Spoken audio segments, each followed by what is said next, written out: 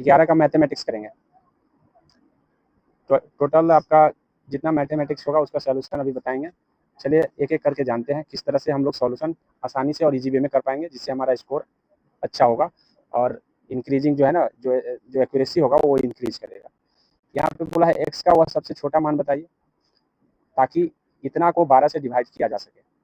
ठीक है, ये ध्यान रखिएगा, कॉमा का मतलब होता है कि 12 से डिवाइड हो सके। तो 12 से डिवाइड होने का मतलब है कि 6, 3 और 4 से डिवाइड होना, 3 और 4 से डिवाइड होना, इसका मतलब 12 से डिवाइड होना। तो 3 से डिवाइड होने के लिए क्या होता है कि सबको जोड़ करके हम भाग लगा देंगे, अगर भाग लग गया तो 3 से डिवाइड हो जाएगा। ठीक है, अब यहाँ पे देखिए, यहाँ पे 5 है, 5 1 6 हो जाएगा, 6 7 13 हो जाएंगे, 13 3 16 हो जाएंगे, 16 2 18, 18 4 22, 22 आ रहा है, लेकिन भाग लगने के लिए 24 होना जरूरी है। तो यहाँ बोला है छोटा मान, तो कम से कम कितना दूर रखना पड़ेगा, एक तो रखेंगे तो होगा नहीं, इसीलिए 2 इसका राइट आंसर। बस इसी तरीके से ध्यान रखना है, ऐसे प्रश्न आएंगे तो इसी तरीके से आपको हल करना है, कोई ज़्यादा विशेष मतलब चिंता करने की बात नहीं, आपको विभाज्यता संबंधी नियम थोड़ा याद रखने पड़ते हैं। अगला प्रश्न देखिए, ये प्रश्न पीछे भी सेट में हो चुका है आपका, पीछे प्रश्न अगर आप हल किए होंगे तो आप वहाँ पे कर लिए होंगे और ये प्रश्न आपका दिक्कत नहीं हुआ होगा, लेकिन जिनको नहीं समझ में आया पीछे वो अभी समझ सकते हैं। जब भी इस तरह का सीरीज आएगा, इसका मतलब क्या है, इसको ए स्क्वायर प्लस बी स्क्वायर अगर तोड़िएगा तो ये आ जाएगा 98 प्लस 97। इस तरह से जब इसका ए स्क्वायर प्लस बी स्क्वायर तोड़े तो 98 प्लस 97 आया, तो उसी तरीके से हम अगर इसका तोड़े तो 96 प्लस 95 आ जाएगा। ऐसे करके हमको ये पता चल गया कि 11 तक ये जोड़ है, मतलब 98 से लेकर 11 तक का जोड़ है। अब 98 से 11 तक को जोड़ना है, तो जोड़ने का तरीका क्या होता है, तो एपी के जरिए भी हम जोड़ सकते हैं, या n इंटू एन प्लस 1/2 फार्मूले से भी प्रकृति संख्या का योग निकाल के भी जोड़ सकते हैं, लेकिन एपी के जरिए जोड़ेंगे तो थोड़ा जल्दी हल कर लेंगे। आइए हम जोड़ के बताते हैं। लास्ट पद आपका 11 है और शुरू का पद आपका 98 है, बस यही करना है, n/2।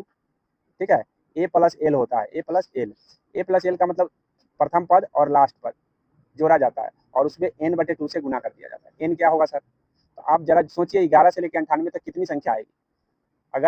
अगर मान लीजिए पूरा 1 से होता तो 98 को होता, लेकिन 10 को उसमें से कम गया तो 88 को होगा, सिंपल सी बात है।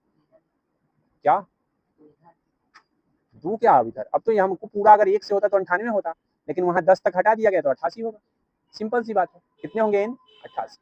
अब 88 यहाँ पे देख लीजिए, 88 जब n आ गया तो 88 बटे क्या हो जाएगा, 2 इंटू प्रथम पद 98 है और लास्ट पद 11 है, इन दोनों का जोड़ेंगे तो कितना आ जाएगा, 109 आ जाएगा, और इसको काटेंगे तो कितना आ जाएगा, 44 आ जाएगा। मतलब 44 और 109 का गुना निकालना है, वही आपका आंसर हो जाएगा। अब 44 और 9 का गुना करें तो 100 से अगर गुना होता है 44 में तो 44 100 होता है, और 9 से गुना होता है तो वही 440 में 44 कम होगा, तो 440 में 44 कम करें 396 होगा। तो यानी कि 4400 और 396, 4796 इसका राइट आंसर मुजमानी गुना करके हम ले आए। इस तरह से आप गुना कर सकते हैं, राइट आंसर इसका बी होगा। आइए हम अगले प्रश्न को समझते हैं। क्वेश्चन को अगर इजी वे में लेंगे, तरीका मालूम होगा तो वो आसानी से हल हो जाता है, नहीं तो अगर थोड़ा सा उसको डिफिकल्ट वे में लीजिएगा और तरीका मालूम नहीं है तो वो थोड़ा सा मुश्किल हो जाता है, इस बात को ध्यान रखना है। आइए समझते हैं हम अगले प्रश्न। बोला एक कॉलेज में लड़कों लड़कियों का अनुपात जो दिया है 5:3 है, लड़के का 5 है और लड़की का 3 है। यदि 50 लड़के कॉलेज छोड़ दे और 50 लड़कियां कॉलेज में शामिल हो जाए, तो 50 लड़के कॉलेज छोड़ दे और 50 लड़कियां शामिल हो जाए तो अनुपात क्या हो जाएगा, 9:7 हो जाएगा। तो ऐसे सवाल के लिए देखना यह है कि कितने छोड़ रहे हैं, 50 छोड़ रहे हैं लड़के, लड़का क्या गो था 5 गो, हो कितना गया 9 गो। क्या 5 गो अगर घट जाएगा तो 9 गो हो जाएगा, संभव नहीं है, वो तो बढ़ना चाहिए ना, सॉरी घटना चाहिए ना, तो बढ़ कैसे गया। तो ऐसे में हम अनुपात का रेशियो बराबर करेंगे। यहाँ देखिए, यहाँ जो है देख लीजिए कि 9 5 है, तो ऐसे में हम इसको अगर 2 से गुना कर दे तो ये हो जाएगा कितना, 5 3 है तो 6 10 6 लिख सकते हैं हम इसको, 10 6। अब तो ज्यादा हो गया ना, अब तो ज्यादा हो गया, मतलब 2 से गुना कर दिए तो 10 6 का रेशियो हो गया, 10 6 लिखे तो या 5 3 लिखे तो दोनों बराबर होता है। तो 10, अब ये राइट होगा कि हाँ चलो 9 आ गया तो सही में है। तो कितना कम गया, ये 1 कम गया, 1 यूनिट का मतलब 50 हो गया, कितना हो गया 50। तो 10 यूनिट का मतलब हमसे पूछा है कि लड़कों की संख्या क्या है, तो 10 यूनिट की संख्या बताओ, 1 का जब 50 है तो 10 का 500 है, सिंपल सी बात है। तो राइट आंसर कौन सा हो जाएगा। इतनी आसान सवाल है, बस तरीके मालूम होने चाहिए। ठीक है, कुछ भी नहीं, बिना कलम उठाए भी हल किए जा सकते हैं ऐसे सवाल, इस बात को ध्यान रखिए अगर तरीका मालूम होगा तो। आइए समझते हैं अगले प्रश्न।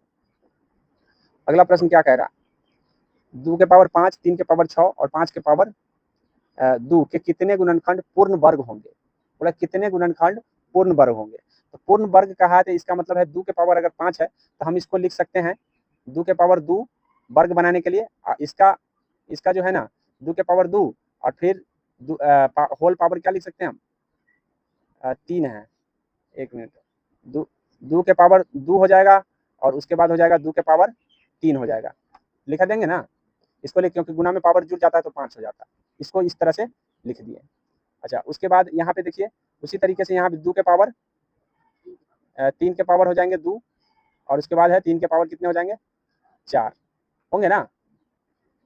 तो इस तरह से अगर आप देखेंगे तो कितना आ सकता है, यहाँ देखिए 2 और 2 वर्ग बनने के लिए 2 हो रहा है ना, और यहाँ पर 2 ये कितने हो रहे हैं 2 1 3, तो 2 1 3 हो जाएगा, यहाँ वर्ग बनाने के लिए कितने हो जाएंगे 2 1 3। अच्छा एक मिनट, इसको ऐसे भी लिखा जा सकता है 2 के पावर 4 भी लिखा जा सकता है और गुने 2 लिखा जा सकता है, लिखा जा सकता है कि नहीं। एक मिनट मैं सोचता हूँ तो देखिए इसमें क्या करना होगा, पहले यहाँ 5 पावर है तो 5 पावर तक तो वर्ग हो नहीं सकता, वर्ग होने के लिए 4 पावर तक होना चाहिए। तो हम इसको वर्ग होने के लिए जब 4 पावर है तो हम 2 के पावर 2 लिख सकते हैं होल पावर वर्ग बनाने के लिए, एक पावर को हमने हटा दिया, ठीक है। इसको हम क्या लिख सकते हैं ज़्यादा से ज़्यादा, तो ज़्यादा से ज़्यादा हम 2 के पावर 3 लिख सकते हैं, क्योंकि 3 के पावर 2 इसका होल पावर 3 लिख सकते हैं, क्योंकि ये भी वर्ग हो जाएगा, ठीक है। तो अब यहाँ पे वर्ग हो गया, यहाँ भी वर्ग हो गया और 5 के पावर ऑलरेडी वर्ग दिया हुआ है, सबको वर्ग बना दिए, खाली वर्ग में बदल देना, आगे समझे। तो वर्ग में यहाँ भी बदल दिया हमने, और वर्ग में बदलने के बाद यहाँ होल पावर हम 2 दे देंगे, 3 देंगे तो 6 आ जाएगा, लेकिन होल पावर 2 दे सकते हैं, 3 नहीं देना, आगे समझे। हाँ कम दे सकते हैं, ज़्यादा नहीं देना। तो यहाँ 2 के पावर 2 हो गया, 2 के पावर 3 हो गया, 2 के पावर यहाँ कह सकते हो 1 हो गया ना। अब क्या करना है, जब भी इस तरह से बदल जाए तो यहाँ हम 2 आ रहा है, ठीक है, कितने बार आ रहे हैं 2 आ रहे हैं, और यहाँ कितने आ रहे हैं 3 आ रहे हैं, यहाँ 3 आ रहे हैं, और यहाँ कितने आ रहे हैं 2 आ रहे हैं, 3 आ रहे हैं, 1 आ रहे हैं, कितना आ गया देख लीजिए, 2 आया, 3 आया और 1 आया ना। तो बस कुछ नहीं, 1 बढ़ा देना है और सबका गुना कर देना, 2 में 1 बढ़ाएंगे तो कितना आएगा 3 आएंगे ना, उसके बाद 3 में 1 बढ़ाएंगे तो कितना आएगा 4, और 1 में 1 बढ़ाएंगे तो कितना आएगा 2। अब इसका गुना जो आएगा उतना ही संख्या होगा, 3 चौका 12, 12 दूना 14, आगे समझ में। इस तरह से ध्यान रखना है कि आपको क्या करना है, सबसे पहले तो उसको वर्ग में बदल लेना है, वर्ग में बदलने के बाद यहाँ वाला पावर देखना है, ठीक है, और सब में 1 1 बढ़ा के गुना कर देना, बस यही तरीका होता है, इसको याद रखेंगे ऐसे सवाल बन जाएंगे। चलिए आगे सवाल देखिए। अगला सवाल क्या करें, वह बड़ी से बड़ी संख्या ज्ञात कीजिए जो इतना से विभाजित करने पर प्रत्येक स्थिति में समान शेष बचे। तो ऐसे सवाल को आप 2 तरीके से हल कर सकते हैं, या तो आप इसका मौसा निकाल दीजिए, और नहीं मौसा निकालने से पहले आप इसका अंतर करके मौसा निकालिए। अंतर करके अगर 91 में से अगर 43 घटाते हैं तो कितना बचेगा, घटाइए जरा, 8 बचेगा, और 8 में से 4 गया 4, 48 बचेगा। फिर 183 से 91 घटाइएगा तो कितना बचेगा, तो यहाँ पे बच जाएगा 2 और 9 92।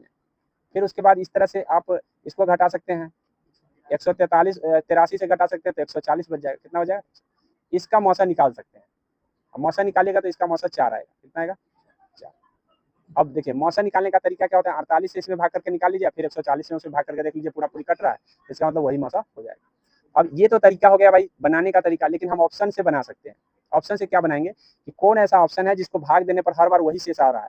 तो 4 से भाग दीजिएगा इसमें तो 3 शेष आएगा, इसमें भी भाग दीजिएगा तो 3 शेष आएगा, इसमें भी भाग दीजिएगा तो 3 शेष आएगा। आगे आंसर यही हो गया, बोला समान शेष बचता है। कौन बड़ा से बड़ा संख्या कौन सा है जिसको भाग देते, बड़ा से बड़ा बोला है तो हम बड़ा से शुरू करते हैं, 13 से शुरू करते हैं, 13 वाला नहीं होगा तो 9 वाला होगा, 9 वाला नहीं होगा तो 7 वाला होगा, 7 वाला नहीं होगा तो 4 वाला।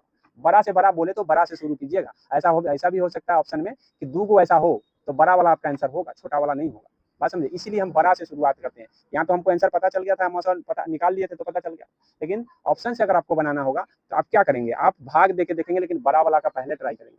अगर बड़ा वाला से लग गया, तीनों में सेम शेष आ गया, वही आपका आंसर हो जाता है। आगे समझ में, तो ये ध्यान रखिएगा, ऐसे सवाल आप इस तरीके से भी हल कर सकते हैं। यहाँ देखिए, यहाँ सबसे पहले बोला है कि भाई इस y का मान कौन सा होगा जो समीकरण को संतुष्ट कर दे। तो समीकरण को संतुष्ट करने के लिए सबसे पहले ये देखिए, इसको जोड़िएगा तो कितना आएगा, इसको अगर 1/1 कर लीजिए प्लस y/1 माइनस y कर लीजिए तो इसको जोड़िए तो 1 माइनस वाई इसका एलसीएम आएगा, 1 माइनस वाई एलसीएम आएगा तो कितना आ जाएगा 1 माइनस वाई या प्लस वाई, कट जाएगा y से y तो 1/1 माइनस वाई आता है, कितना आता है, इसको जोड़ने से 1/1 माइनस वाई आता है। अगर कोई कहे कि 1/1 माइनस वाई है तो इसका मतलब क्या है, सीधे हम 1 माइनस वाई लिख सकते हैं। क्या लिख सकते हैं, 1 माइनस वाई। तो डायरेक्टली ये बन गया, ये क्या बन गया, ये बन गया आपका 3y/1 प्लस 1 माइनस वाई, ये बन गया बराबर में 2, ठीक है। जब हम इसको जोड़े तो हमको पता चला कि इतना आएगा। अब ये एक एक कितना होता है, 2 होता है, तो जोड़ लीजिए, क्रॉस मल्टीप्लिकेशन कर दीजिए। 3y बटे 2 माइनस वाई बराबर में 2 दिया है, क्रॉस मल्टीप्लिकेशन कीजिएगा तो 3y बराबर कितना हो जाएगा, 4 माइनस 2y, तो 2y इधर आ जाएगा तो कितना हो जाएगा 5, तो 5 भाग कर देगा, यानी 4/5 इसका आंसर होना चाहिए। 4/5 कहाँ दिया, सी में दिया। आगे समझ में, क्योंकि 5y बराबर 4 आ रहा है, तो ऐसे में y बराबर 4/5 ही ना आएगा जी। राइट आंसर कौन सा होगा, ये वाला। चलिए इसको देखिए, एक शंकु और एक बेलन की ऊंचाई समान है और शंकु की त्रिज्या बेलन की त्रिज्या की दुगुनी है। शंकु की त्रिज्या जो है ना, बेलन की त्रिज्या से अनुपात 2:1 में है, ठीक है, लेकिन ऊंचाई तो सेम है। आपको पता है कि शंकु का आयतन 1/3 होता है बेलन के आयतन का, 1/3 होता है, नहीं होता। अब त्रिज्या अगर दुगुना है तो इसका इस मतलब आयतन का रेशियो सेम हो जाता अगर दोनों सेम ही फार्मूला में लिखा जाता, सिर्फ 4:1 लिखा जाता, लेकिन 1/3 इसका आयतन होने के कारण 1/3 से इसमें गुना हो जाएगा। अर्थात कहने का मतलब है कि 4/1 आ रहा है ना, 4/1 आ रहा है, क्या आ रहा है, 4/1 आ रहे हैं, तो इसमें 1/3 से गुना कर दीजिए, वही आंसर आ जाता है। क्योंकि शंकु का आयतन 1/3 पाई आर स्क्वायर एच होता है और बेलन का आयतन होता है पाई आर स्क्वायर एच होता है। अगर आप एच से एच को काट दे समान है, ठीक है, आर पाई कट गया, एच से एच कट गया, बच क्या गया है 1/3 आर स्क्वायर बटे आर स्क्वायर। अब आर स्क्वायर को क्यों नहीं काट रहे हैं सर, तो हमको इस आर का मतलब 2 है और इस आर का मतलब 1 है, तो 2 का स्क्वायर 4 हो गया और ई का 1 का स्क्वायर 1 हो गया, तो 1 से जब 3 में गुना होगा तो 3 ही रह जाएगा, यहाँ 4 से 1 में गुना हो तो 4 हो जाएगा, क्या आ जाएगा 4:1 आ जाएगा कि नहीं आ जाएगा। तो डायरेक्टली हम क्या करते हैं, हम इसका फार्मूला नहीं लिखते हैं, कितना रेशियो है त्रिज्या का वही देख लेते हैं। त्रिज्या का रेशियो दिया हुआ है 2:1, तो इसका मतलब है कि आयतन का रेशियो 4:1 हो जाएगा, लेकिन दोनों का फार्मूला सेम रहेगा तब ना। एक का फार्मूला तो 1/3 है, तो 1/3 है तो 1/3 से गुना होगा तो यहाँ 3 आ जाएगा, मतलब 4/1 में अगर आप 1/3 से गुना कीजिएगा तो 4/3 नहीं आ जाएगा। तो इस तरह से आपको ध्यान रखना है। चलिए यहाँ क्या कह रहा है, एक कप में रस और पानी का अनुपात दिया गया है, दूसरे कप में अनुपात इतना है, दोनों कपों की सामग्री एक बर्तन में डाल दी जाती है, तो बर्तन में पानी का रस अंतिम अनुपात क्या होगा। जब भी इस तरह के सवाल अंतिम अनुपात पूछें, दो अनुपात अलग अलग, ए बी का अनुपात दिया है, ए का अनुपात अलग दिया है, बी का अनुपात अलग दिया है, मतलब मिश्रण 1 में ये दोनों हैं, मिश्रण 2 में ये दोनों हैं, इस तरह से पूछा जाएगा। तो आपको कुछ नहीं करना है, इसमें क्या करना है, सबसे पहले ये देखना है दोनों को जोड़ के, क्या दोनों का जोड़ 7 आ रहा है, यहाँ दोनों का जोड़ कितना आ रहा है 11 आ रहा है, सेम है नहीं है, तो सेम बनाएंगे। सेम बनाने का मतलब इसमें 11 से गुना कीजिए, इसमें 7 से गुना कीजिए, अपने सेम बन जाएगा। सेम बनेगा तो क्या हम सिर्फ इसी में गुना करेंगे, नहीं, हम इसमें भी गुना करेंगे, ठीक है। तो 11 से गुना करें तो 11×5 = 55 हो जाएगा, 11 दूना 22 हो जाएगा। अब इसको गुना कीजिए 7 से, तो 7 चौक यहाँ 7 से 49 हो जाएगा और 7 चौक 28 हो जाएंगे। दोनों को जोड़ लीजिए, 55 और 49 को जोड़िएगा तो 104 हो जाएगा, और इसको जोड़िएगा तो कितना आ जाएगा, इसको जोड़िएगा तो 50 आ जाएगा, कितना आ जाएगा 50। इसको काटिएगा तो 52 आ जाएगा, इसको काटिएगा तो 25 आ जाएगा, अर्थात 52:25 में अगला अनुपात बनेगा। अगला जो बनेगा पानी मतलब बर्तन में जो पानी का और रस का अनुपात बनेगा वो 52:25 बनेगा। क्या बनेगा 52। तो कैसे आया मैंने बता दिया। जब भी ऐसे सवाल आए कुछ नहीं करना है, आपको जोड़ के देखना है, दोनों सेम है तो वहीं पे आपको निकाल लेना है जोड़ के, और नहीं सेम है तो आपको सेम बनाना है तब जोड़ना है। क्लियर। चलिए तो यहाँ पे देख लेते हैं आंसर क्या दिया। आंसर दिया है 25, 52 यहाँ दिए गए, हालांकि 52, 25 भी दिए हैं कंफ्यूज करने के लिए, तो ये ध्यान रखना है कि किसका पहले पूछा है। अब पूछे, अब यहाँ 52, 25 और 25, 52 जब दिया है ना, तो हमको पीछे देखना पड़ेगा कि कहीं उलट के तो नहीं बोल दिया है। अगर उलट के बोला होगा तो आंसर हो जाएगा बी।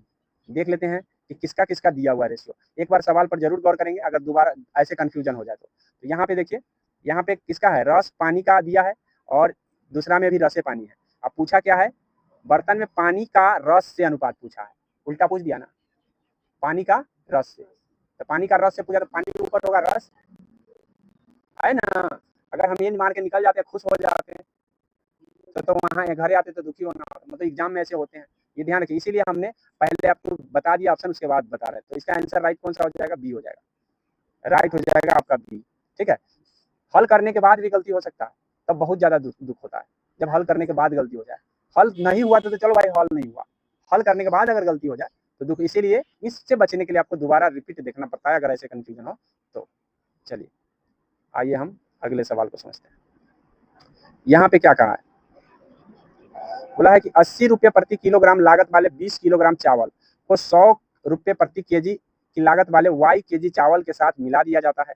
यदि इस मिश्रित चावल का मूल्य 84 रुपया है, तो मैं क्या कहा था, अलग अलग हो, अलग अलग दाम, मतलब दाम हो और एक जगह दाम हो, तो आप एप्लीकेशन लगाइए। एलिगेशन लगाने का मतलब 84 रुपया आप बीच में लिखिए, क्योंकि ये ओवरऑल मिश्रित का दाम है। अलग से दाम कितना है, 80 रुपया वाला है एक, 100 रुपया वाला है कि नहीं है।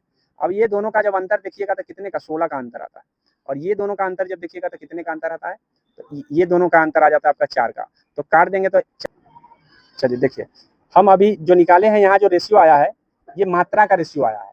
मतलब एक जो 80 रुपये किलो वाला है 4 किलो है, तो 80 रुपये वाला अगर 4 किलो है तो 100 रुपये वाला 1 किलो मिलाया गया होगा। ये हम मात्रा का रेशियो निकाले, समझे। तो इसका मतलब क्या, 80 किलो वाला जो मिलाया है 4 किलो है, नहीं 20 किलो बोला है, ये 20 किलो ना बोला है, तो 4 का कितना गुना बोल दिया, 4 का मतलब ये 4 का कितना गुना हो गया, तो 5 गुना हो गया। तो 1 का 5 गुना कितना होगा, 5 होगा। तो यानी 5 किलो मिलाया गया होगा, कौन सा, 100 रुपये किलो वाला। क्लियर। तो इस तरह से पहले हम मात्रा का रेशियो निकाल लेते हैं, और तब हम जान जाते हैं कि भाई किस तरह से हमको 4:1 मिल गया। 4:1 अर्थात 4 किलो जो है, चार मात्रा आ रहा है 80 रुपये वाला का, और 1 मात्रा आ रहा है कौन सा, 100 रुपये वाला का। लेकिन यहाँ पे क्या 4 किलो है, ये तो 20 किलो है, तो 5 गुना है, तो इसका 5 गुना कितना होगा, 5 आएगा, 5 केजी होगा। अर्थात 100 किलो वाला को 5 केजी मिलाया गया होगा। 5 केजी ऑप्शन में है, डी ऑप्शन में दिया हुआ है। ठीक है, इसका राइट आंसर कौन सा हो जाएगा, तो राइट आंसर आपका डी हो जाएगा। आगे समझिए, इस तरह से हम एलिगेशन से बना सकते हैं। आइए देखिए क्या कह रहा है। एक श्रमिक 12 दिनों में कार्य का 3/5 भाग पूरा करता है। अगर 12 दिनों में वो 3/5 भाग करता है तो पूरा काम करने में उसको कितना समय लग जाएगा, तो पूरा काम करने में समय 5/3 गुने 12 समय लग जाएगा पूरा काम करने में।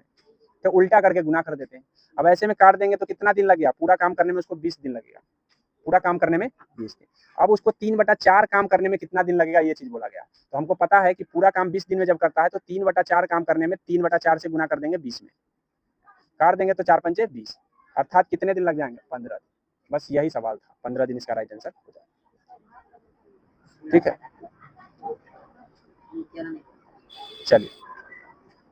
एक बस पहले घंटे 60 किलोमीटर, दूसरे घंटे 40 किलोमीटर, तीसरे घंटे 50 किलोमीटर यात्रा करती है, तो बस की औसत चाल क्या होगी। तो आपको पता होना चाहिए कि औसत चाल का मतलब होता है कुल दूरी बटे कुल समय। तो कुल दूरी पहला घंटा में 60, दूसरा घंटा में 40 और तीसरा घंटा में 50, कुल दूरी जोड़ दिए और कुल समय, पहला घंटा, दूसरा घंटा, तीसरा घंटा। अब इसको जोड़िए तो 150 आएगा, कितना आएगा, 150। 150 में 3 से भाग करना है, 50 आ जाएगा। राइट आंसर औसत चाल क्या हो जाएगा, 50। आगे समझ में, इतना आसान सवाल है, लेकिन मालूम होना चाहिए कि हल कैसे करना है। चलिए यहाँ देखिए, एक छात्र ने 30% अंक प्राप्त किए और 25 अंकों से अनुत्तीर्ण मतलब फेल हो गए।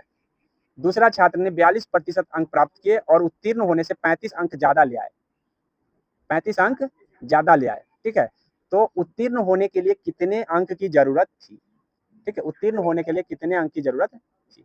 तो सबसे पहले ऐसे सवाल में आपको क्या करना है, सिर्फ ये देख लेना है कि 2 परसेंटेज है और 2 अंक है। ठीक है, अंक वाला को ऊपर जोड़ दीजिए 25 प्लस 35, और नीचे जोड़ दीजिए आप प्रतिशत वाला को घटा दीजिए, अंतर घटा निकाल लीजिए। ठीक है, तो ई गुने 100 कर दीजिएगा तो ये परीक्षा का जितना अंक का परीक्षा हुआ है वो आ जाता है। हाँ, मतलब जितना अंक परीक्षा हुआ है वो आ जाता है सामने। तो ये कितना अंक का परीक्षा था ये जान लिए हमको घटा, हमको पता है 60 आ जाएगा और ये 12 आ जाएगा। तो 12 से 60 में अगर भाग करेंगे तो 5 बार में कट जाएगा, अर्थात 500 का परीक्षा था। वो कितने का था परीक्षा, 500 का परीक्षा था। ठीक है, और 500 का परीक्षा था, लेकिन क्या किया कि 30% अंक लाया और 25 अंक से फेल हो गया। यानी 30% इसका कितना होगा, 30/100 से गुना होगा, एक 150 आया होगा। कितना आया होगा, उसको 150 आया और 25 अंक से वो फेल हो गया। तो लाना कितना था उसको, 175 लाना था, तभी तो 25 अंक से फेल हो गया। आगे ना, तो पूछा है कि कितने अंक की जरूरत थी पास होने के लिए, तो 175 अंक की जरूरत। आगे समझ में, इस तरह से मैंने बताया आपको कि कैसे हम हल करते हैं। सबसे पहले तो पूरा कितने अंक का परीक्षा है ये निकालने का तरीका होता है। तरीका ये होता है कि अंक वाले को ऊपर जोड़ लीजिए, परसेंटेज वाले को नीचे घटा लीजिए और 100 से गुना कर दीजिए टोटल अंक। कभी कभी ये भी पूछ दिया जाता है, बताइए कितने अंक का परीक्षा हुआ है, ऐसे ही पूछ देगा तो डायरेक्ट आंसर 500 हो जाता। लेकिन यहाँ पूछा कितने अंक से फेल हो गया, तो फेल कितने अंक से नहीं, यहाँ कितना अंक जरूरत था पास होने के लिए, तो वो निकाल के मैंने बता दिया। आगे समझ। चलिए, यहाँ पे ऐसे भी पूछा जा सकता था कि जो दूसरा छात्र है वो कितना अंक लाया है, तो 42% लाया है, 42% प्राप्त करके उत्तीर्ण से पते। ठीक है, तो 42% उसका निकाल देते हैं। चलिए, चावल की कीमत में 25% की वृद्धि हो रही है। एक परिवार की खपत में इतना की कमी हो गई, मतलब स्वाभाविक है कि जब दाम बढ़ता है तो आप थोड़ा सा कटौती कर लेते हैं खाने में, ऐसा ही होता है। ठीक है, तो इस तरह के जब सवाल आए तो आपको दाम का रेशियो देख लेना है कि 25% का मतलब होता है 25/100। इसका अगर हम बटा करें तो 1/4 आ जाएगा काटने से। अर्थात कहने का मतलब है कि पहले 4 रुपया में अगर बिकाता होगा तो अब 5 रुपया में बिक रहा होगा। पहले 4 थे दाम तो अब कितने हो गए, 1 रुपये बढ़ गए, 1 रुपये बढ़ गए, इसका मतलब 5 रुपये हो गए। आगे समझ। अब आइए, अब 33% की खपत में कमी हो गई, 33.1/3%। तो ये 33.1/3 को हम 1/3 भी बोलते हैं, क्योंकि 1/3 को ही परसेंटेज में हम 33.1/3 बोलते हैं। और 66.2/3 को हम 2/3 बोलेंगे। क्या बोलेंगे? 2/3। तो ये थोड़ा सा आपको बटा भी याद रखना है, नहीं याद है तो इसको पूर्णांक तोड़िए ना, कितना आ जाएगा? 33×99 100/3 आ रहा है, और 3 आ रहा है तो बटे 100 कर दीजिए, क्योंकि परसेंटेज में है तो उसको बटा करना है तो 100 कर दीजिए। अब यहाँ काट दीजिए, 1/3 नहीं आ गया, 1/3 है। ये क्या है? तो इसका मतलब है कि 3 किलो पहले खाते होंगे ना, अब 1 किलो कम कर दिए हैं। कितना खाएंगे? 2 किलो। अर्थात अब हो गया 3 किलो की जगह कितना हो गया? 2 किलो। ठीक है, अब जोड़िए जरा इसको, बराबर बराबर आ रहा है ना, तो गुना कीजिए जरा इसको। कितना आ रहा है? 12 आ रहा है और 10 आ रहा है। अर्थात इसका मतलब ये है कि पहले हम खर्च करते थे 12 रुपया, अब खर्च करते हैं 10 रुपया। इसका ऐसे भी हम काट भी सकते हैं, 6:5 भी लिख सकते हैं। ठीक है, पहले 6 रुपया करते थे, अब 5 रुपया हो गया। क्या हो गया? 5 रुपया हो गया। इसका मतलब है कि हमको फायदे ना हो गया, फायदा हुआ, लाभ हो गया। 100 रुपया की जगह 5 रुपया खर्चा आ गया। समझे? तो इस तरह से आप कीमत गुने खपत बराबर व्यय होता है, मतलब खर्चा होता है। याद रखिएगा, कीमत गुने खपत जो होता है वो खर्चा के बराबर होता है। तो कीमत और खपत का गुना किए तो 12 आ गया, कीमत खपत का गुना किए तो 10। पहले से 12 रुपया खर्च करते थे, अब 10 रुपया खर्चा करने लगे। अर्थात इसको रेशियो में देखें तो 6 रुपया और 5 रुपया, कितना? 1 रुपया कम कर दिए। कितना कम कर दिए? लेकिन हमको बोला कि परसेंटेज में बताइए कितना लाभ आप प्राप्त किए। तो 1 रुपया लाभ प्राप्त किए तो 1/6 गुने 100, 1/6 गुने 100, यही ना होगा? 50 बटे कितना आ जाएगा? 50/3 आ जाएगा। तो काट देंगे तो 16.2/3 आ जाएगा। 16.2 आगे कि नहीं आ गया? तो तरीका है हमको इस तरह से बताना है। क्या है? पहले तो आपको रेशियो निकालना है, रेशियो का कीमत खपत का गुना कर लेना है। गुना करने के बाद आपको देख लेना है कि बढ़ गया है कि घट गया है। अगर आपको लगे कि इधर ज्यादा हो गया इधर कम हो गया, तो इसका मतलब फायदा हो गया। अगर इधर कम गया इधर ज्यादा हो गया तो हानि हो गया। हानि लाभ तो आपको खुद पता चल जाएगा, लेकिन ये तरीके मालूम होने चाहिए। तरीका से अगर हल करेंगे तो हम 100% सही भी हल करेंगे और साथ में जल्दी भी हल करेंगे। इस बात को ध्यान रखिए, तरीका मालूम होना जरूरी है। एक दुकानदार अपने माल पर क्रय मूल्य से 17% अधिक अंकित करता है। ठीक है, 17% ज्यादा कहता है कि भाई 100 रुपया का चीज है तो 117 रुपया में बेचेंगे। कितना में? 100 रुपया का चीज 117 में बेचेंगे। ठीक है, लेकिन वो क्या करता है कि वो 1 किलो की जगह वो 845 ग्राम ही देता है, बेईमानी करता है। 1 किलो की जगह, मतलब ये कीमत हो गया और आप खपत लिख रहे हैं 1000 ग्राम। ठीक है, और 845 ग्राम। ठीक है, 845 ग्राम। अब देखिए जरा, कटने उठने वाला है, कीमत गुने खपत, ये क्या होता है? खर्चा होता है ना। कीमत गुने खपत और कीमत गुने खपत, यहाँ पे क्या कितना रेशियो आएगा ये देखना है। सबसे पहले रेशियो देखना है कि रेशियो कितना आएगा। तो रेशियो में देख लीजिए कि कितना आ सकता है यहाँ पे, कीमत गुने खपत। एक मिनट गुना कीजिएगा तो कितना आ जाएगा इसका? 1 मिनट, 845 कीमत, ये तो आपका कीमत हो गया, कीमत हो खपत हो गया। 845 पहले लिखना है, गलती लिखा गया। 845 कितना लिखना है? 100 की जगह 117, 100 की जगह 117। ठीक है, ये ध्यान रखिएगा। 100 की जगह कितना लिखना है? 117। और उसके बाद है 800, यहाँ पे 845 लिखना है और यहाँ 1000 लिखना है। अब कीमत गुने खपत निकालिएगा तो कितना आएगा बताइए? गुना करके कितना आएगा बताइए जरा? कीमत गुने खपत निकालेंगे तो कितना आएगा? इतना पर डबल जीरो आ जाएगा, इतना पर ट्रिपल जीरो आ जाएगा।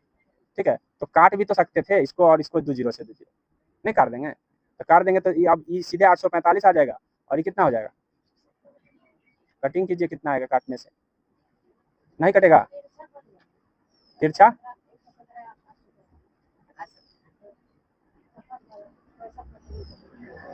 दो जीरो से 2 जीरो ऐसे काट दिए, देखिए पहले ही। अब इसको काट दीजिए, 13 से काटिए। 13 9 से काटिए इसको, 9 से, 13 से नहीं कटेगा। 8 4 12 12 5 17, 9 से भी नहीं कटेगा। तो 12 12 5 17, 13, हाँ 13 से कट रहा है तो और 13 नमा 17, 9 आ जाएगा यहाँ, और यहाँ आ जाएगा 65 बार में 13, यहाँ 90 हो गया और यहाँ 65 हो गया, 13 छक 78 और 13 पचे 65। यहाँ पे ये जीरो है ना बचा हुआ, दो ये वो जीरो न कटा है, दो एक जीरो बचा है तो 90 नहीं होगा, 9 दहाई 90 हो गया, यहाँ क्या होगा 65। अब काटिए 5 से, 5 से काटेंगे 18 आ जाएगा, 5 से काटेंगे 13, मतलब 13:18 आ रहा है। कितना आ रहा है? 13:18। तो बताइए ज्यादा आ गया या कम आ गया? 13 की जगह 18 हो गया ना, ज्यादा हो गया ना, तो क्या होगा? लाभ हो जाएगा, लाभ परसेंट। 13 की जगह अगर 18 रुपया अगर ले रहे हैं आप, तो क्या रुपया ले रहे हैं? 5 रुपया ले रहे हैं। 5/13 गुने 100 करना है। क्या करेंगे? 5/13 गुने 100। देख लीजिए 500 आ जाएगा, 5 13 से भाग करेंगे तो 13 तिया 39, 11 बच जाएगा। फिर आ जाएगा 13 नमा 38 वाला यही है। आगे समझे, एक बार फिर से मैं समझा दे रहा हूँ। 117% अधिक करा है तो 100 रुपया की राशि 117 रुपया में बेचेगा। ठीक है, अच्छा उसके बाद है 1 किलो बजाय वो कितना दे रहा है? 845 देगा। कितना? 845, क्योंकि वो उसका खर्चा तो खपत तो होगा 845 है ना, लेकिन लेगा कितना? तो लेगा सो इधर लिखाएगा और देगा सो इधर लिखाएगा। तो दिया कितना? 100 रुपया, फिर दिया कितना? 845, और इधर कितना लिखाएगा? लेगा 1000 का दाम, लेगा 1000। आगे समझे।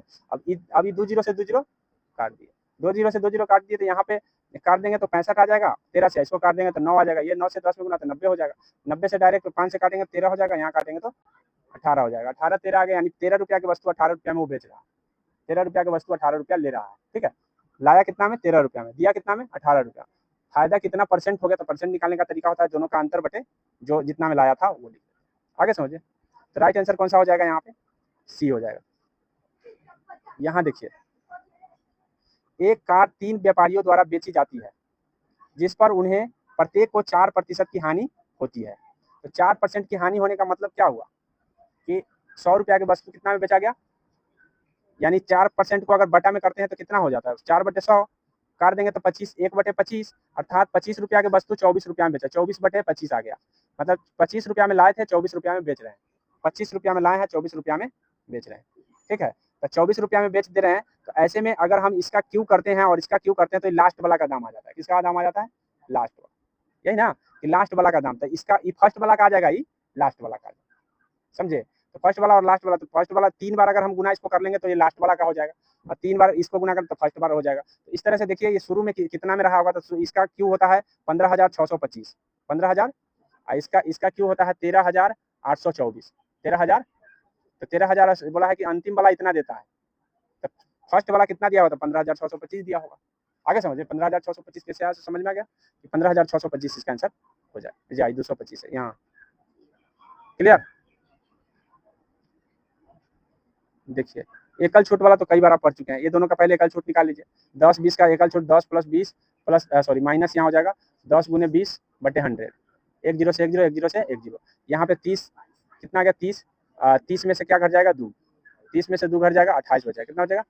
28। अभी 28 आ गया है। अब 28 और 25 का निकालना है। 28 + 25 माइनस 28 × 25/100।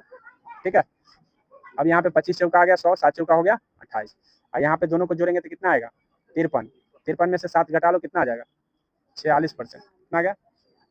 आगे समझिए। तो इस तरह से एकल छूट में बदलने का तरीका यही होता है कि भाई पहले 2 का निकालो, फिर 2 का बाद तीसरा वाला को भी निकालो। इस तरह से निकाल सकते हैं। यहाँ देखो 95 100 रुपये की राशि पर साधारण ब्याज की 8% वार्षिक दर से कितने वर्षों में प्राप्त मिश्रधन कितना रुपया? 11,780 हो जाएगा। तो कितना बढ़ गया? ये कितना बढ़ गया बताइए? 11,000 अगर 500 रहता तो 2,000 बढ़ा रहा था, लेकिन 280 रुपया और बढ़ गया था, यानी 2280 रुपया बढ़ा हुआ है। तो 2280 रुपया बढ़ा है तो 2280 ब्याज हुआ। तो हमको पता है कि 2280 × 100 SI × 100 और बटे मूलधन गुने दर, मूलधन गुने दर, ये हो जाता है टाइम बराबर। कितना है? टाइम। अब ये काट दीजिए ना, इसको 8 से काट सकते हैं। काट दीजिएगा 8 दूना 16, कितना? 6 8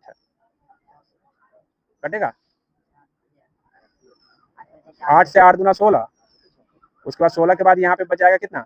6 और 8 बच रहा है 68, 64, 8 × 5 = 40, 285 बार में कट रहा है। अच्छा इसको काट दीजिए 00 से, फिर 5 से इसको काट दीजिए 19 बार में, 5 से इसको काट दीजिए 50 25 और 5 7 19 किया 3 वर्ष होगा कि नहीं होगा। तो इस तरह से हम निकाल लेंगे। यहाँ देखिए 8,000 की राशि पर 2 वर्षों के लिए 15% वार्षिक ब्याज की दर से संयोजित चक्रवृद्धि ब्याज ज्ञात करें। मतलब 2 वर्ष का आपको चक्रवृद्धि ब्याज ज्ञात करना है और कुछ नहीं करना है। आपको बताए हुए कि 2 वर्ष का रेशियो 2:1 होता है, ठीक है। अब 15% जब इसको निकाले तो 15 120 होता है, लेकिन 120 से 2 को 0 हट जाएगा, मतलब 120 और 3 को 0 आपको यहाँ अगर देते हैं, 3 0 यहाँ पर वाला देते हैं तो 2 0 हट जाता है तो कितना बचता है 1200।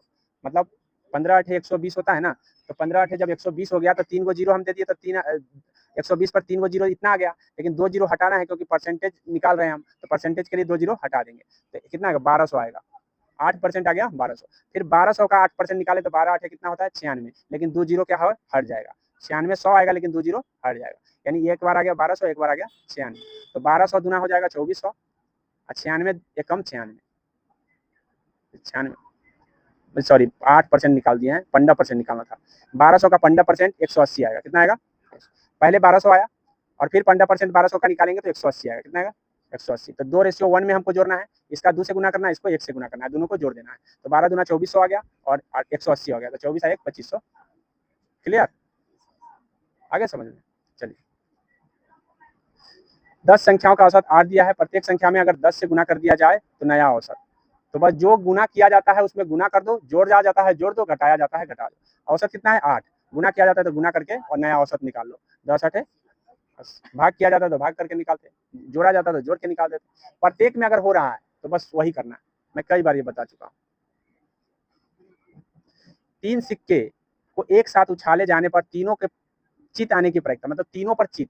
तो जब हम 3 सिक्का उछालते हैं तो आपको आता है 8 परिणाम। टोटल कितने परिणाम आते हैं 8, लेकिन तीनों पर सेम परिणाम एक ही बार आता है, तीनों पर सेम परिणाम एक ही बार। तो एनी की संख्या 1 हो गया, एनएस की संख्या 8 हो गया, एनी बटे एनएस प्रायिकता होता है। सिर्फ हेड आने की प्रायिकता बोला, तीनों पर हेड आने की प्रायिकता कहेगा तो 1/8। सिर्फ टेल आने की प्रायिकता था, तीनों पर टेल आने की प्रायिकता भी 1/8 ही होता है। तो बोला है चित, सिर्फ चित आने की प्रायिकता, तो इसका मतलब 1/8 हो जाएगा। क्या हो जाएगा 1/8। अब 8 परिणाम लिखने का तरीका कैसे होता है, तो आपको पता होना चाहिए कि हेड पहले पर हेड हेड हेड आ गया, फिर हेड हेड टेल टेल आ गया, ऐसे करके अगर लिखते हैं तो 9 8 बार लिखाएगा। कितना लिखाएगा 8। तो इस तरह से लिख के एक बार देख लीजिएगा। चलिए 3 क्रमागत संख्याओं का औसत दिया है, सॉरी औसत नहीं, योग दिया है 126।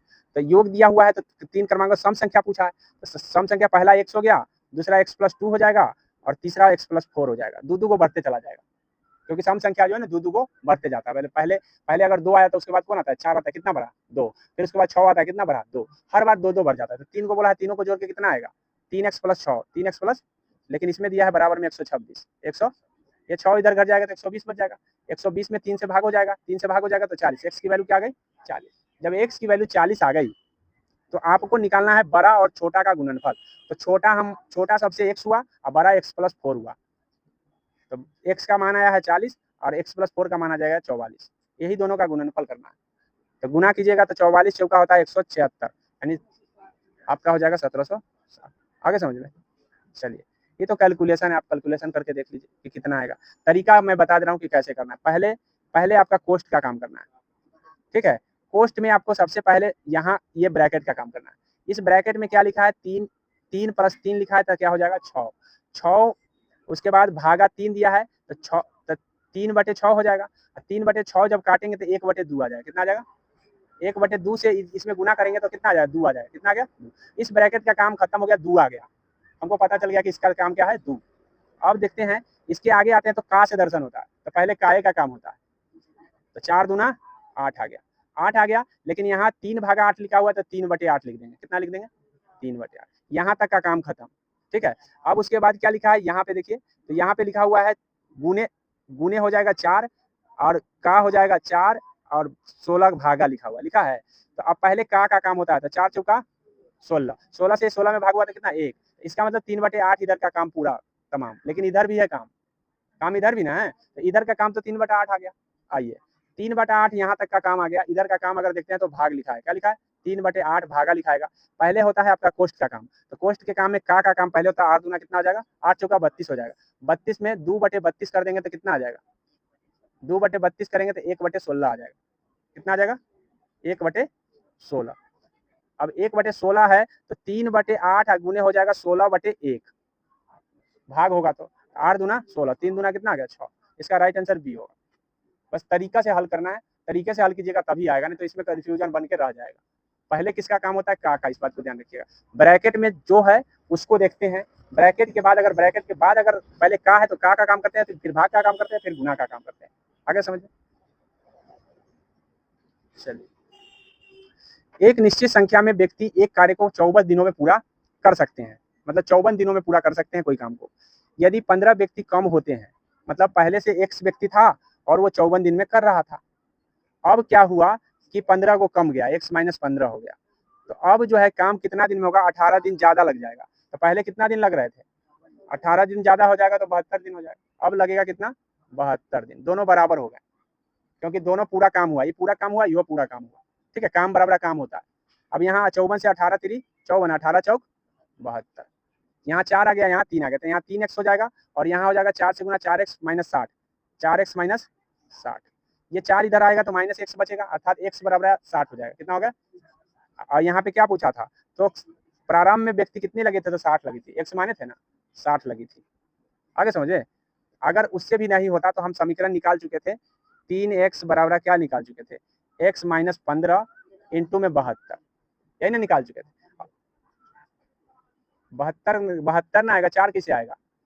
54 को था लेकिन 15 को कम जाने से 18 दिन ज्यादा हो गया, 18 दिन ज्यादा लग गया, तो 54 के बदले 72 ना हो जाएगा।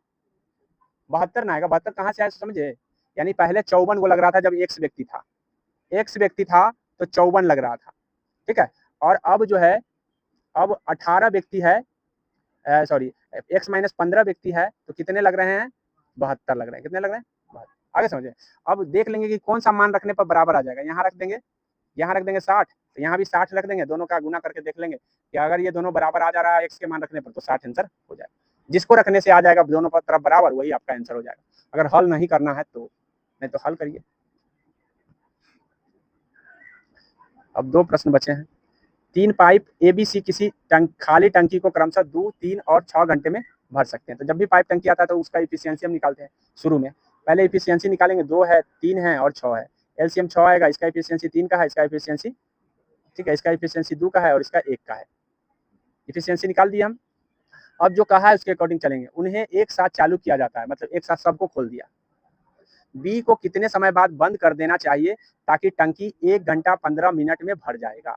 1 घंटा 15 मिनट का मतलब होता है 15 मिनट को अगर हम घंटा में बदले तो 15 चौका 60, 1/4 आएगा, मतलब 1.1/4 घंटा हो गया। 1.1/4, इसको तोड़ेंगे तो कितना आ जाएगा? 5/4। अब 5/4 इतना 5/4 घंटा इफिशियंसी कट गया। इफिशियंसी था एक का 3 था, एक का 2 था, एक का 1 था, इफिशियंसी था ना। अब चलिए, ए का था, बी का था और सी का था इफिशियंसी। इसमें इसने क्या किया है? 5/4 घंटा काम किया है, हाँ ए ने किया है। ठीक है, उसके बाद सी भी किया है 5/4 घंटा, लेकिन बी नहीं किया है पूरा काम, क्योंकि बी को बीच में बंद किया गया, तो उसको छोड़ देंगे। पहले दोनों का काम देखेंगे कितना काम किया। 15/4, 5 बटे जोड़ के कितना काम कर लिया? 20/4 आएगा ना, तो भाग देंगे तो कितना है? 5। यानी टोटल काम था 6, क्योंकि 6 का ना हम एलसीएम लेके 6 निकाले थे, 6 एलसीएम लेके निकाले थे, तो टोटल काम जो होगा 6 होगा। तो 6 को काम था, लेकिन काम ये दोनों मिलकर कितना कर दिया? 5 को कर दिया कि नहीं कर दिया? तो कितना काम रह गया था? एक काम। एक काम को कौन किया होगा? जिसकी इफिशियंसी 2 का है, मतलब वो 1 घंटा में 2 लीटर या जो भी भरना हो 2 लीटर भर देगा, लेकिन भरना कितना है उसको? 1 ही लीटर। 1 लीटर भरने के बाद वो बंद कर देना। तो कितना देर चला होगा? आधा घंटा चला होगा, क्योंकि 1 घंटा में जब वो 2 लीटर भरता है तो 1 लीटर भरने में उसको कितना समय लगा होगा? आधा घंटा बाद उसको बंद कर दिया गया होगा। यही देखो, 30 मिनट बाद उसने बंद कर दिया। आगे समझ में। इस तरह से ध्यान रखना है कि कैसे सवाल हमको हल करना है। आइए चलते हैं लास्ट प्रश्न। लास्ट प्रश्न है यहाँ देखिए, 2 व्यक्ति एक स्थान से क्रमशः 9 किलोमीटर प्रति घंटा, 12 किलोमीटर प्रति घंटा की चाल से चलते हैं। यात्रा पूरा करने के लिए पहला व्यक्ति दूसरे व्यक्ति से 20 मिनट अधिक लेता है, तो यात्रा की दूरी ज्ञात करें। दूरी कितना था ये पता नहीं है। अब सबसे पहले तो हमको ये पता है कि एक का टाइम दूसरे के टाइम से कितना है? 20 मिनट ज़्यादा है। तो जरूर है कि दोनों का दूरी तो सेम ही है, दूरी तो सेम है ना, तो दूरी सेम है तो दूरी चाल गुने क्या होता है समय। मान लो कि 9 किलोमीटर जो प्रति घंटा चला है वो 20 मिनट ज़्यादा चला है क्योंकि उसका चाल कम है, तो 20 मिनट ज़्यादा चला है तो टी प्लस 20/60 चला है, टी प्लस घंटा में बदल दिया इसलिए 20/60। और जो 12 किलोमीटर प्रति घंटा चला है वो खाली टी घंटा चला है, ठीक है। ये टी प्लस 20/60 चला है क्योंकि ये 20 मिनट ज़्यादा चला है और ये 20 मिनट कम चला क्योंकि इसका स्पीड ज़्यादा था। अब ऐसे में हम जब इसको हल करते हैं तो ये 12 टी आ गया, ये 9 टी आ गया, 12 टी 9 टी इधर आ जाएगा तो घट जाएगा तो कितना बचेगा, 3 टी बचेगा, 3 टी बचेंगे ना। इधर क्या बच रहे हैं, नहीं सॉरी, वो पहले तो गुना ही करना पड़ेगा, पहले तो इसको जोड़ना पड़ेगा, जोड़ है पहले तो जोड़ना पड़ेगा उसके बाद ही गुना कर सकते हैं। 9 से गुना करने के बाद ही हम हटा सकते हैं। तो 9 से जब हम टी में गुना करते हैं 9 टी आ गया, और 9 से जब हम इसमें गुना करें तो इसको काट देंगे तो 1/3 आएगा, कितना आएगा 1/3। 1/3 से अगर 1/3 में आपसे 9 से कहा जाए गुना करने के लिए तो सबसे पहले क्या करें 3 आ जाएगा, कितना आ जाएगा 3। तो इसके जगह 3 आ गया, कितना आ गया 3, तो 3 टी बराबर 3 आ जाएगा। घटा के कितना आ रहा है 3 टी, 9 टी अगर इधर आ जाएगा तो घटा के कितना आ जाएगा 3 टी, इधर क्या इसको गुना करके 3 आ रहा है, तो इसका मतलब है कि आप 3 बराबर 3 टी लिख सकते हैं, कितना 3 बराबर 3, काट देंगे तो 1 घंटा आ गया। समय कितना है 1 घंटा। जो 12 किलोमीटर वाला है वो 1 घंटा चलता है, कितना चलता है, ये 1 घंटा 20 मिनट चलता होगा, बात समझे, 20 मिनट ज़्यादा चलता है। तो आपको ये नहीं पूछा है कि भाई कितना देर चला, आपसे ये पूछा है कि कितना दूरी तय किया। तो दूरी बराबर क्या होता है चाल गुने समय, दूरी बराबर क्या होता है, तो ये कितना चला है 1 घंटा, 12 गुने समय कितना है 1 घंटा, कितना आ जाएगा 12 किलोमीटर आ जाएगा, कितना आ जाएगा आ गया है, यानी 12 किलोमीटर चला है। अगर चाहते तो हम 9 किलो वाला से भी निकाल सकते हैं, 9 किलोमीटर वाला कितना चला है 3 1 प्लस 1/3 चला है, 1 प्लस 1/3 चला है। तो अब ये इतना घंटा चला है तो इसमें गुना कर लीजिए 9 से, 9 एकम 9 से इसमें गुना कर लीजिए तो +3 आ जाएगा, तो 9 3 कितना 12 किलोमीटर है कि नहीं। तो इससे भी निकाल सकते हैं या इससे भी निकाल, तो इससे निकालना हमारे लिए आसान है क्योंकि दोबारा गुना नहीं करना पड़ेगा। बस आशा करते हैं इस प्रश्नों को आप अच्छे से समझ लिए होंगे। 1-2 प्रश्न थोड़ा सा कन्फ्यूजन ज़्यादा कर रहा होगा तो 1-2 बार कीजिएगा तो क्लियर हो जाएगा। और कम से कम आपको 25 प्रश्न अगर पूछे जा रहे हैं तो वहाँ पे आपको कम से कम स्कोरिंग 20 प्लस होना चाहिए, हर बार कह रहे हैं। अगर नहीं आ रहा है तो उसको बनाइए, बार बार देखने और करने से हो जाता है, कोई बड़ा चीज़ है नहीं, जैसा कि सोल्यूशन में आप देखिए।